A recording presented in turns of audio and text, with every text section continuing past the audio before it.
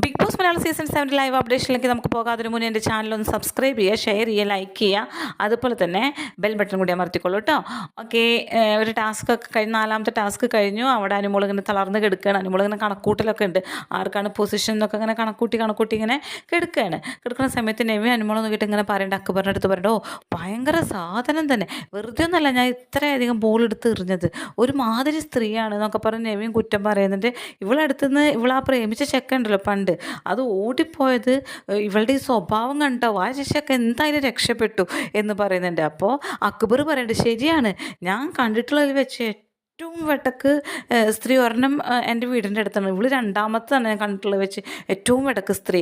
ഒന്ന് എൻ്റെ വീടിൻ്റെ അടുത്താണ്, പേരൊന്നും ഞാൻ പറയുന്നില്ല, പക്ഷേ രണ്ടാമത്തെ ഒരു വെട്ടക്ക് കെട്ട സ്ത്രീ എന്ന് പറഞ്ഞാൽ ഇത് തന്നെയാണ് എന്നൊക്കെ പറഞ്ഞ് രണ്ടുപേരും കൂടി അനുമോളെ കുറ്റം പറഞ്ഞിരിക്കുന്നത്. അനുമോളാണെങ്കിൽ ഭയങ്കര കരഞ്ഞു തളർന്ന മുഖമൊക്കെ ആയിട്ട് ഇങ്ങനെ വിഷമിച്ച് ബെഡ്മൊക്കെ എടുക്കുന്നുമുണ്ട്.